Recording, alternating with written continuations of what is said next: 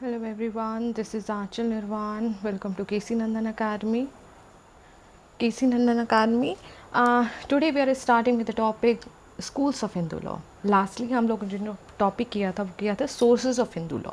हम लोगों ने बात करी थी कहाँ से हिंदू लॉ की जड़ें कहाँ पर हैं, ठीक है, क्योंकि एंशेंट है तो कहीं ना कहीं से तो शुरुआत हुई होगी। नया हिंदुज़म नया नहीं है, और हिंदुज़म नया नहीं है तो हिंदू लॉज जो हैं वो चाहे कोडिफाइड अभी हैं लेकिन लॉज कहीं ना कहीं प्री एग्जिस्टिंग थे एक किसी ना किसी वे में। वैसे ही अब हम बात करते हैं स्कूल्स ऑफ हिंदू लॉ की, बात करते हैं स्कूल्स ऑफ हिंदू लॉ की मतलब देखिए, स्कूल्स ऑफ हिंदू लॉ का हम इस तरीके से समझते हैं कि हिंदूज की जो कोई भी, चाहे आपका हिंदू लॉ है, मुस्लिम लॉ, जो पर्सनल लॉज होते हैं, उनके स्कूल्स क्यों होते हैं? उनके स्कूल्स इसलिए होते हैं क्योंकि आप कहीं ना कहीं देखिए, आप अलग अलग विचार के लोगों को फॉलो करते हैं, ठीक है। आपको किसी, सपोज मान के चलिए, आपको कोई धर्म गुरु हैं, उनकी बातें बहुत अच्छी लगती हैं, आप उन्हें मानते हैं।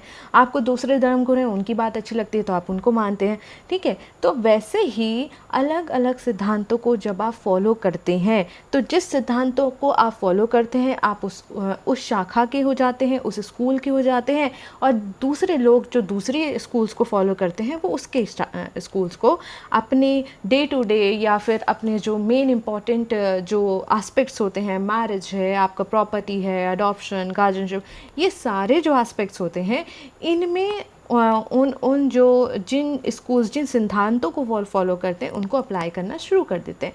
तो स्कूल्स को हम क्यों पढ़ते हैं? क्योंकि स्कूल्स को हम वहाँ पे पढ़ते हैं जब हमारे पास अब जो है कोडिफाइड लॉ है। कब आया है कोडिफाइड लॉ? आपका 1955 1956, ये 2 साल इम्पॉर्टेंट है क्योंकि इनमें जाकर हमारे हिंदू लॉ में जो है वो कोडिफाइड फॉर्म में आए, ठीक है। तो लेकिन हिंदुज़म तो पहले से था, तो हिंदुज़म पहले से था तो धर्मगुरु पहले से थे, ठीक है। जब धर्मगुरु पहले से थे तो इनके सिद्धांत भी पहले से थे, और अलग अलग धर्मगुरुओं को, अलग अलग सिद्धांतों को अलग अलग लोग फॉलो करते हैं, समाज में रहते हैं, अलग अलग एक मानसिकता को फॉलो करते हैं, ठीक है। तो इसी वजह से ये जो जो स्कूल्स हैं वो इस्टेब्लिश हो जाते हैं, अपने आप हो जाते हैं। इनको कोई स्पेशली इस्टेब्लिश करने की, आप जिस चीज़ को मानने लगते हैं आप उसे फॉलो करने लगते हैं, ठीक है। तो आज की तारीख में स्कूल्स का जो एज सच कोई रेलेवेंस नहीं रहा है। क्यों नहीं रहा है? क्योंकि अब जो हमारा हिंदू लॉ है वो कोडिफाइड हो चुका है। लेकिन ऐसा नहीं है कि इनका अस्तित्व बिल्कुल ख़त्म हो चुका है, इनका एग्जिस्टेंस बिल्कुल ख़त्म हो जाएगा। हमारे यहाँ पर स्कूल्स जो हैं have relevance only in respect of the uncodified areas of Hindu law. देखिए, जब सदियों से आपका एक जो हिंदुज़म है वो चला आ रहा है, तो सदियों से चले आने में बहुत सारे ऐसे एस्पेक्ट्स होंगे कि ऐसे सोसाइटी में, समाज में कितने अलग अलग चेंजेस आए होंगे। जब चेंजेस आए होंगे तो अलग अलग इश्यूज़ भी अराइज़ हुए होंगे। जब इश्यूज़ अराइज़ हुए होंगे तो उस पर कहीं ना कहीं किसी ना किसी ने कुछ तो बातें कही होंगी। तो इसीलिए देखिए, हिंदू लॉ आपका, हम जो एक्ट्स पढ़ते हैं वो कौन से एक्ट पढ़े हैं? आपका HMA पढ़ रहे हैं, आपका हामा पढ़ रहे हैं, ठीक है। आपका क्या कहते हैं, Hindu adoption and guardianship act पढ़ रहे हैं, ठीक है। आपका क्या कहते हैं, हिंदू सक्सेशन एक्ट पढ़ रहे हैं। हम आप ये 4 एक्ट्स पढ़ रहे हैं ना, ठीक है। अब 4 एक्ट्स, क्या ज़रूरी है कि हम इन 4 एक्ट्स के सारे सेक्शंस जो हैं वो, हिंदुज़म इतना पुराना है, इतना प्राचीन है, हर चीज़ को, एस्पेक्ट को कवर कर लेगा? नहीं कर पाएगा, ठीक है। फिर भी क्योंकि आप समाज में इतने लोग रहते हैं, इतना पॉपुलेशन है, तो हर किसी के कहीं ना कहीं अलग अलग मुद्दे अराइज होते हैं। तो जो स्कूल का रेलेवेंस है वो जो मेन चीज़ें चली आ रही है, जो मेन इश्यूज़ है, वहाँ पर ज़रूरी नहीं होता क्योंकि वहाँ पे कोडिफाइड हिंदू लॉ है। लेकिन इनका रेलेवेंस उन एरियाज़ पर है जहाँ पे अनकोडिफाइड, जहाँ पर हिंदू लॉ साइलेंट है, वहाँ पर देखा जाता है भाई इस स्कूल में कैसे फॉलो किया जाता था, क्या होता, ऐसी सिचुएशन अराइज होती थी तो क्या माना जाता था। तो इन स्कूल्स का रेलेवेंस वो है। समझ में आया कि स्कूल्स हम क्यों पढ़ते हैं? क्योंकि हम सिद्धांतों को फॉलो करते हैं। ये स्कूल्स जो है वो बेसिकली सिद्धांत ही तो हैं कि किसी चीज़ के बारे, कुछ चीज़ों को हम महसूस करने लगे, उनको अच्छा महसूस करने लगे तो फॉलो करने लगे। तो स्कूल मीन्स क्या है? Rules and principles of Hindu law which are divided into opinion opinion, देखिए मैंने कहा ना सिद्धांतों की बात कर रहे हैं। अब भाई एक धर्मगुरु ने एक चीज़ बताई, एक धर्मगुरु ने एक चीज़ बताई, आपको जिसकी बात अच्छी लगी आप उनको फॉलो करने लगे, and are not codified. Codified होता तो एक्ट बन जाता है ना, लेजिस्लेचर के थ्रू पास होता। कोडिफाइड होता तो originally there were no schools of Hindu jurisprudence, कोई स्कूल नहीं था। लेकिन कब अराइज हुआ, जब डाइजेस्ट एंड कमेंट्रीज़ की बात है। डाइजेस्ट एंड कमेंट्रीज़ क्या होते हैं, मैंने आपको सोर्सेस के टाइम पे बताया, जो ये श्रुतिज़ हैं, श्रुति और स्मृति हैं, जब इनको जो अलग अलग लोग थे उन्होंने जब इनका क्या कहते हैं रिसर्च करना शुरू करा, इनका अध्ययन करना शुरू करा, तो जब मैंने एक चीज़ देखिए, मैंने स्कूल्स पढ़े, मैंने स्कूल्स पढ़ने के बाद मैंने आपको एक तरीके से बताया कि किस तरीके से स्कूल्स में क्या क्या होता है। आप जब पढ़ेंगे तो हो सकता है आप में एक दो बातें अलग हो सकता है आप अलग तरीके से जो चीज़ जिस तरीके से मैं समझा रही हूँ आप दूसरी तरीके से समझाएं। तो जब उन्होंने श्रुतिज़ एंड स्मृतिज़ का अध्ययन करा, उस अध्ययन करने के बाद जो कमेंट्रीज़ एंड डाइजेस्ट जो फॉर्म हुए, उनके बेसिस पे ये स्कूल्स की इमर्जेंस हुआ, यानी कि ये एग्जिस्टेंस में आने लगे। ठीक है, in the codified areas of law there is no scope of schools are as the codified Hindu law lays down the uniform law for all Hindus. जब कोई एक्ट किसी चीज़ पे बना होता है तो उस पर्टिकुलर एक्ट में कवर होने वाले लोगों के ऊपर इक्विवेलेंटली फॉलो किया जाता है उस एक्ट को। ठीक है, लेकिन कहाँ पर स्कूल्स मैटर करते हैं, जहाँ पर अनकोडिफाइड, जिस एरिया को हिंदू लॉ के जो एक्ट्स हैं उन्होंने कवर नहीं कर रखा है, वहाँ पर हम स्कूल्स को देखते हैं कि इसमें क्या चीज़ कहाँ पर है। अब दो तरीके के स्कूल्स जो हैं उनकी बात करते हैं, Mitakshara school and Dayabhaga school. इसका जिक्र मैंने आपको लास्ट क्लास में किया था, जिसमें बात करी थी सोर्सेज ऑफ हिंदू लॉज की बात करी थी, जब कमेंट्रीज एंड डाइजेस्ट के एंशियंट सोर्सेज की बात करती है तो कमेंट्रीज एंड डाइजेस्ट था। उसमें जब हम लोगों ने बात करी थी तो इन दो स्कूल्स का जिक्र किया था। मेनली यही दो स्कूल्स हैं जो हिंदूज़ पर फॉलो किए जाते हैं। ठीक है, अब हम इसको अलग अलग तरीके से मतलब वन बाय वन इसको पढ़ते हैं। ठीक है, तो मिताक्षरा स्कूल क्या है? मिताक्षरा स्कूल जो है वो यज्ञवाली के जो स्मृति है उसकी कमेंट्री है। ठीक है, जो स्मृति यज्ञवाली के की जो स्मृति, जो यज्ञवाली के ने जो स्मृति लिखी थी उसको जब अध्ययन करा गया, किसने अध्ययन करा? विजनेश्वरा ने अध्ययन करा। और उस अध्ययन करने के बाद जब उसने अपना अध्ययन करके जब अपनी बात कही तो उसको टाइटल दिया मिताक्षरा। ठीक है, समझ में आया कि इसमें मिताक्षरा स्कूल कहाँ से फॉर्म हुआ है? मिताक्षरा स्कूल फॉर्म हुआ है जहाँ पर क्या कहते हैं, जहाँ पर आपका जो स्मृति है उसका अध्ययन किया गया। अध्ययन करने के बाद जो है वो अध्ययन करने के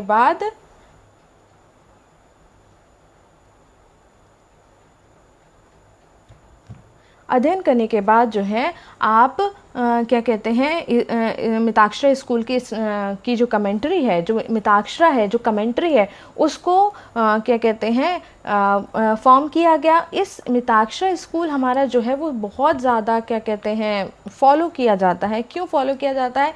क्योंकि कहीं ना कहीं बहुत जो है क्या कहते हैं बहुत ज़्यादा ये कह सकते हैं कि बहुत ज़्यादा जो एरियाज़ है ना उसको कवर अप करता है। ठीक है, जो आपके डे टू डे में सारी चीज़ें इन्वॉल्व होती हैं उसको कवर अप करता है ये मिताक्षरा स्कूल। ठीक है, तो जो फॉलोअर्स हैं मिताक्षरा स्कूल के, उन्होंने मतलब जब वो मिताक्षरा जो कमेंट्री थी उसका जब अध्ययन करने लगे तो उससे जब वो प्रभावित हुए तो उसको फॉलो करने लगे, तो वो फॉलोअर्स हो गए मिताक्षरा के। तो Mitakshara is not only a commentary on the smriti of रचनामाला but it is also digest of practically all the leading smritis of Hindu law. क्यों इसको लीडिंग स्मृतिज़ कहा गया? क्योंकि ये बहुत मतलब आप ये सोच लिए मेजॉरिटी कोई ऐसा टॉपिक होगा जो मिताक्षरा कमेंट्री जो है वो क्या कहते हैं के बारे में नहीं बताती है, अदरवाइज सारे एरियाज़ को कवर करती है Mitakshara. The provisions of this school are applicable throughout India except in the state of Bengal and Assam. जो आपका बंगाल एंड असम के अलावा पूरे इंडिया में मिताक्षरा स्कूल जो है वो फॉलो किया जाता है। ठीक है। फीचर्स क्या है? Mitakshara school is based on the principle of joint family system. देखिए हमारा हिंदुज़म जो था वो किस चीज़ पे था? हिंदुज़म जो है शुरू से ही जॉइंट फैमिली की बात करता है, तो ये भी इसीलिए भी जो ये एक एरिया क्या कवर हो गया, क्योंकि ये जॉइंट फैमिली की बात करता है, where ancestral property is passed on from the generation to generation.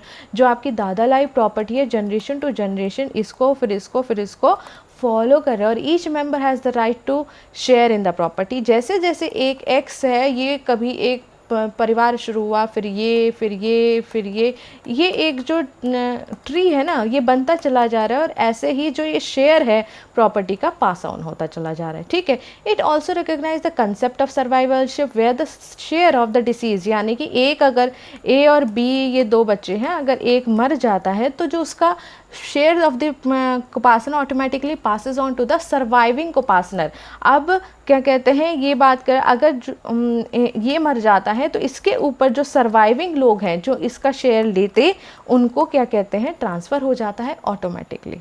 ठीक है।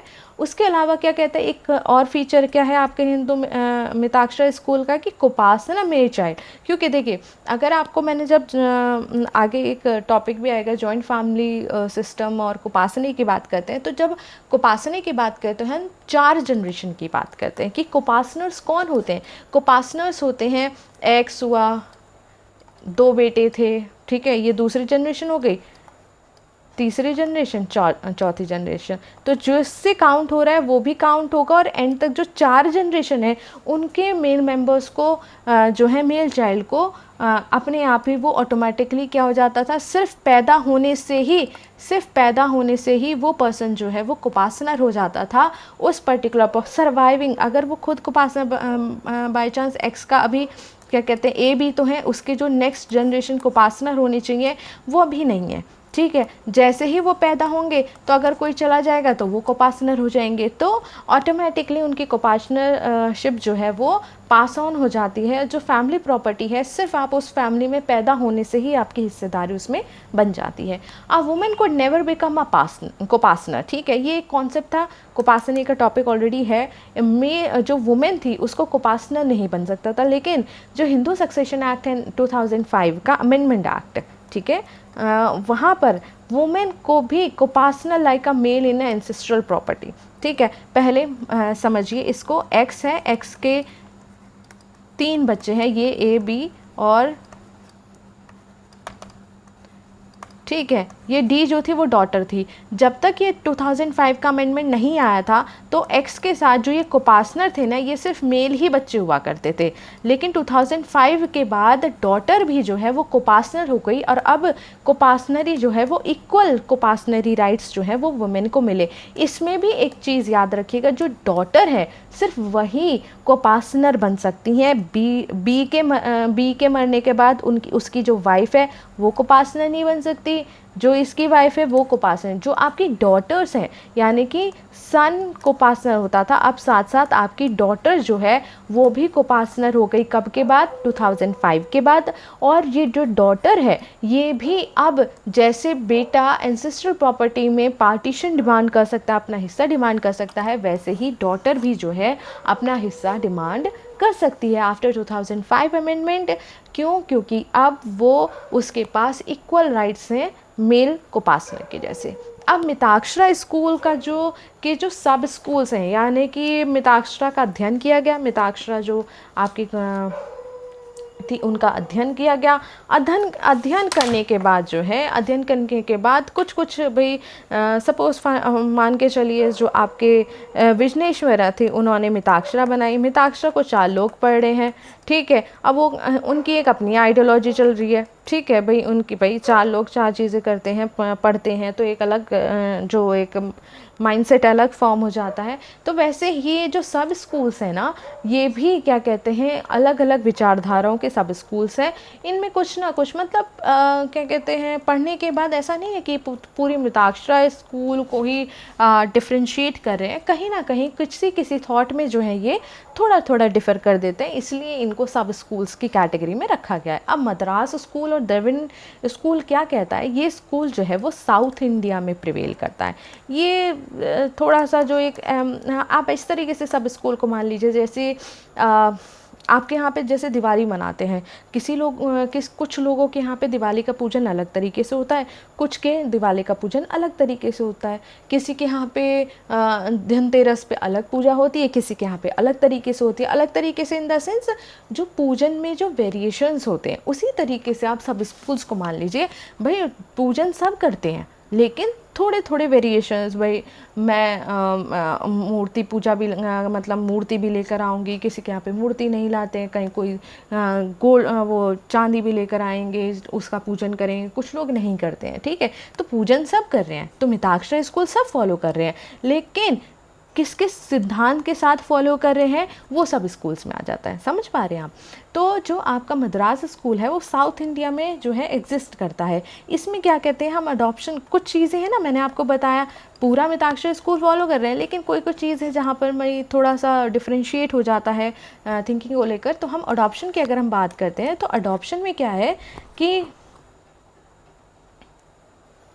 जो मद्रास स्कूल है, अगर एक वुमेन को क्या कहते हैं, कोई बच्चा अडॉप्ट करना है, ठीक है, अब उसका हस्बैंड जो अगर हस्बैंड है तो भाई हस्बैंड, सीधी सी बात है, हस्बैंड के कंसेंट के साथ आप अडॉप्ट कर सकते हैं। ठीक है, अब हस्बैंड चला गया है और आपने हस्बैंड से प्रायर परमिशन भी नहीं ली है, कंसेंट भी नहीं है अडॉप्शन की, तो यहाँ पर जो आपका मद्रास स्कूल ये कहता है कि आप क्या कर सकते हैं, जो ये वुमेन है अगर हस्बैंड से पहले प्रायर कंसेंट नहीं ली है तो जो पिंड, कोई भी जैसे जो सपिंडा रिलेशन में आते हैं, जो पिंड दान कर सकते हैं, जो पिंडाज में आते हैं, सपिंडा, मैंने आप लोगों को सपिंडा भी नेक्स्ट उसमें आपकी क्लास में आएगा जब मैरिज पर हम लोग डिस्कस करेंगे, तो उसमें सपिंडा की बात करें। पिंडदान तो आप लोगों ने सुना होगा, तो जो सपिंडा के थ्रू जो पिंडदान कर सकते हैं ऐसा व्यक्ति, उससे परमिशन लेकर, उससे कंसेंट लेकर, परमिशन नहीं, उसकी कंसेंट लेकर वो वुमेन जो है वो बच्चे को अडॉप्ट कर सकती है। ठीक है, अब महाराष्ट्र स्कूल क्या कहता है, महाराष्ट्र स्कूल आपका ये कहता है कि महाराष्ट्र स्कूल आपका ये कहता है कि ये वेस्टर्न जो आपका, एक मिनट, वेस्टर्न रीजन में, यानी कि इंडिया के जो वेस्ट साइड है उधर महाराष्ट्र, ये बॉम्बे स्कूल जो है, स्कूल ऑफ थॉट जो है वो प्रिवेल करता है। ये क्या कहता है, ये कहता है कि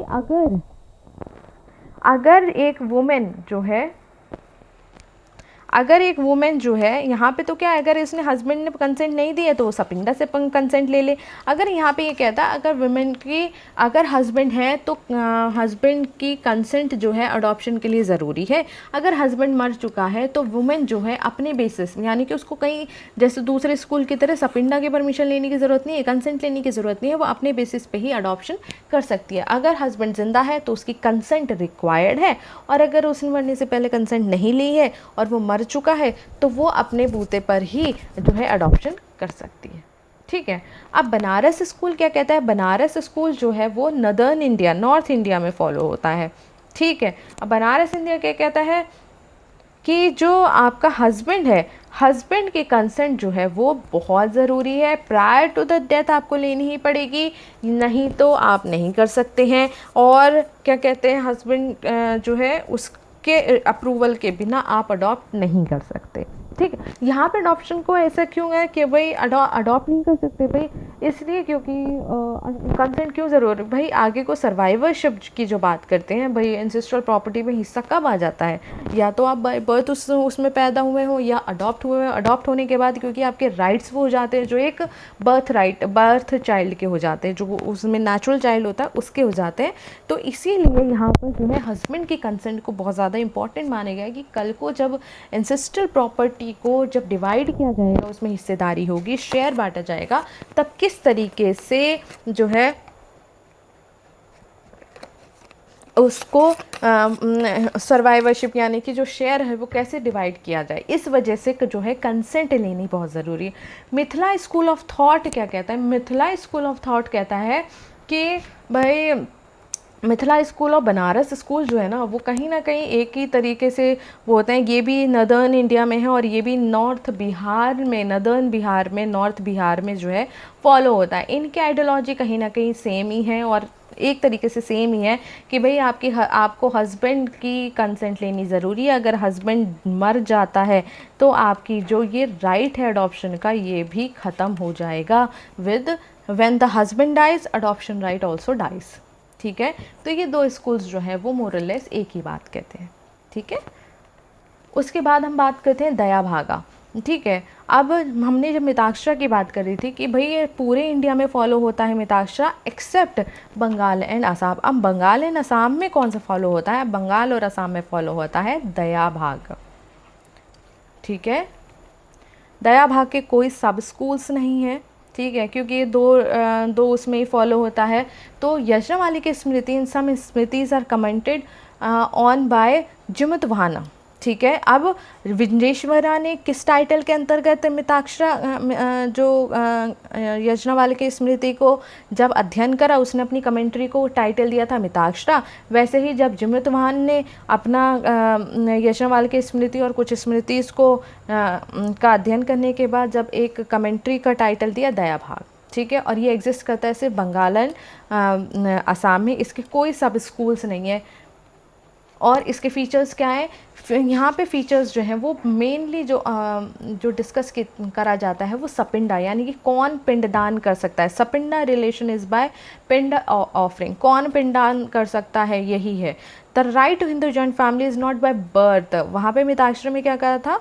bye birth, but only on the death of the father. ठीक है, आप एंसेस्ट्रल प्रॉपर्टी का हिस्सा, मैंने ये कहा कि भाई एक पर्सन है, इसका ये पैदा हो गया, ये पैदा हो गया, इसका बर्थ राइट हो गया, जैसे ये पैदा हो इसका हिस्सा आ गया। लेकिन दया भाग कहता है कि जब ये मरेगा ना, एक्स मरेगा, तभी इनका हिस्सा होगा। सिर्फ पैदा होने से एंसेस्ट्रल प्रॉपर्टी में आपका हिस्सा नहीं हो जाता, ये दया भाग कहता है। The system of devolution of property, system of devolution of property is by inheritance. ठीक है, अब इनहेरिटेंस जो है कैसे होगा? Have definite share after the death of the father. भाई इनके मरने के बाद आपके जो डेफिनेट शेयर हैं उसी तरीके से जो इनहेरिट किया जाता है वैसे ही प्रॉपर्टी को डिसॉल्व किया जाएगा। Each brother has ownership over a definite fraction of the joint family and so can transfer share. आपका अगर एक ये हिस्सा है, दो में बंटता है, तो ये डेफिनेट शेयर है, ना ज़्यादा मिलेगा ना कम मिलेगा, ये डेफिनेट शेयर है और इस डेफिनेट शेयर को ही आप जो है आगे पास ऑन करेंगे। ठीक है, on the death of the husband the widow becomes a copartner with other brothers of the husband.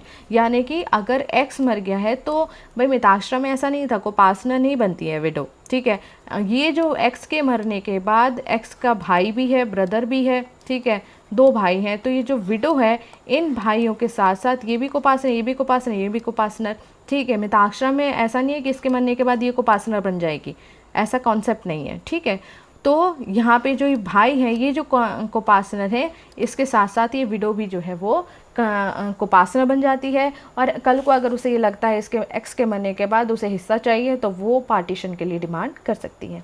अब डिफरेंस की क्या बात करते हैं? हम डिफरेंस की बात करते हैं कि मिताक्षरा का जो अभी मैंने बात किया था एंसेस्ट्रल प्रॉपर्टी में राइज होता है बाय बर्थ। जैसे ही आप पैदा हुए, आपकी एक जॉइंट फैमिली चली आ रही है, आप जैसे ही पैदा हुए आपका अपने आप ही शेयर बन जाता है। ठीक है, कितना बनता है कितना नहीं बनता डिपेंड करता है कि कैसे कैसे वो ट्री जो है वो सक्सेशन के अकॉर्डिंगली आ रहा है। अब the son becomes the co owner of the property sharing similar right as the father. ठीक है, मिताक्षरा स्कूल में क्यों? क्योंकि मियर बर्थ के साथ आप पैदा होते हैं तभी आपका हिस्सा बन जाता है। तो आप बड़े होने के बाद जैसे ही आपको ये लगता है कि भाई मेरे को तो मेरा हिस्सा चाहिए, आप चाहे फादर जिंदा हैं या नहीं इससे फ़र्क नहीं पड़ता, आपको हिस्सा चाहिए तो आप पार्टीशन डिमांड कर सकते हैं। जबकि दया भाग में क्या है? The right to ancestral property is only given by the death of the last owner. यानी कि एक्स था, ए और बी को कब मिलेगा? जब एक्स मर जाएगा। It does not recognise the birth right. ठीक है, under Mitakshara school the father does not possess the absolute right to alienate the property. अब क्योंकि कैसे नहीं है एब्सोल्यूट राइट? क्योंकि जैसे ही उसका एक्स है, एक्स के साथ साथ आगे को उसका बच्चा पैदा होता है तो बच्चे का बर्थ राइट हो जाता है एंसेस्ट्रल प्रॉपर्टी में, तो कल को वो बच्चा जो है वो एंसेस्ट्रल प्रॉपर्टी जो चली आ रही है एंसेस्ट्रल प्रॉपर्टी उसको में प्रॉपर्टी में हिस्सा डिमांड कर सकता है, तो उसका एब्सोल्यूट राइट नहीं है। जैसे दया भाग में क्या है कि father has the absolute right, मरने के बाद ही उसकी प्रॉपर्टी जो है वो शेयर होगी, ट्रांसफ़र हो सकती है, लेकिन फादर का एब्सोल्यूट राइट नहीं है। ठीक है। उसके बाद मिताक्षर स्कूल कहता है कि son attains the right to become the owner of the property and he can ask for the partition even against the father and can demand for his share. Partition आप डिमांड कर सकते हैं। दयाभाग school कहता है भाई सन के पास तो partition मांगने का अधिकार ही नहीं है। क्यों नहीं है? जब तक पिता जिंदा है तब तक उसको कोई शेयर मिलता ही नहीं है। मिताक्षर स्कूल क्या कह रहे हैं? Survivorship rule is prevalent in case of death of any member in the joint family his interest shall pass to the other member. ठीक है, जैसे ही कोई व्यक्ति मरता है उसका भी हिस्सा जो है वो आगे को बढ़ता चला जाता है। ठीक है। In the case of Dayabhaga the interest of the member of their death shall pass on to heir like widow son and daughters. ठीक है।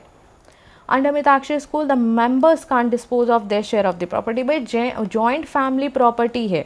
ठीक है, जॉइंट फैमिली प्रॉपर्टी है, सब एक साथ चीज़ें चल रही हैं, तो ये नहीं कि ये बंदा उठ के ये सोचे ये मान ले लगे कि भाई ये प्रॉपर्टी में ये घर तो मेरा है। ठीक है, अब आप मेरा नहीं कर सकते जब तक जॉइंट फैमिली है, जब तक उसको विभाजित नहीं किया गया है।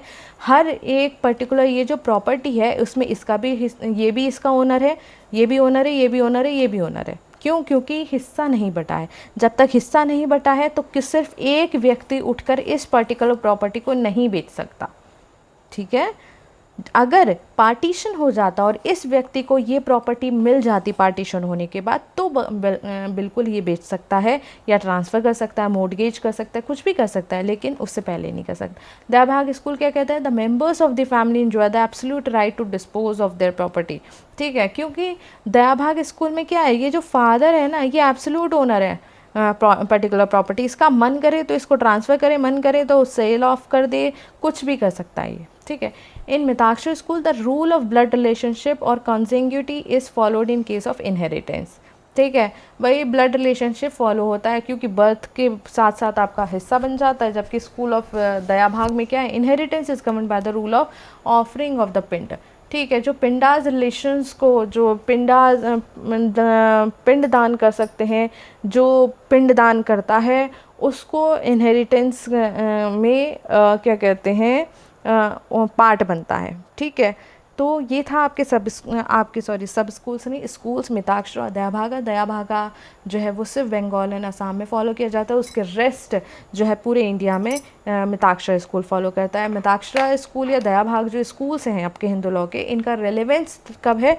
रेलेवेंस तब है जहाँ पर हिंदू लॉ जो है कहीं पर भी ऐसी जगह पर, ऐसे एस्पेक्ट पे, ऐसी चीज़ पर जहाँ पर आपके स्कूल जो है वो साइलेंट है, वहाँ पर ये देखा जाता है भाई मिताक्षरा कमेंट्री क्या कहती है या दयाभाग कमेंट्री क्या कहती है इस पर्टिकुलर एस्पेक्ट है। अदरवाइज जब कोडिफाइड जिस चीज़ पे कोडिफिकेशन हो सकता है कि जिन चीज़ पर्टिकुलर मान सकते हैं कि 2 पॉइंट पे भाई हिंदू लॉ में कोई एक्ट नहीं बना हुआ या कोई सेक्शन नहीं है, तो वहाँ पर हम मिताक्षर दें, लेकिन हो सकता है with the passage of time हो सकता है कि 1-2 साल के बाद वो जो 1-2 पॉइंट थे जिन पे कोडिफिकेशन नहीं था, जो कोडिफाइड अमेंडमेंट एक्ट नहीं था, उसमें क्या कहते हैं आपका हो सकता है आगे एक्ट बन जाए। तो जब तक किसी पर्टिकुलर पॉइंट पे जहाँ पर हिंदू लॉ साइलेंट होगा वहाँ जो है स्कूल्स की रेलेवेंस बनी रहेगी। अदरवाइज़ अब इतने इम्पॉर्टेंट नहीं रह जाते क्योंकि हम हिंदूज़ के ऊपर रूल करने के लिए ऑलरेडी एक्ट आ चुके हैं। तो ये आपका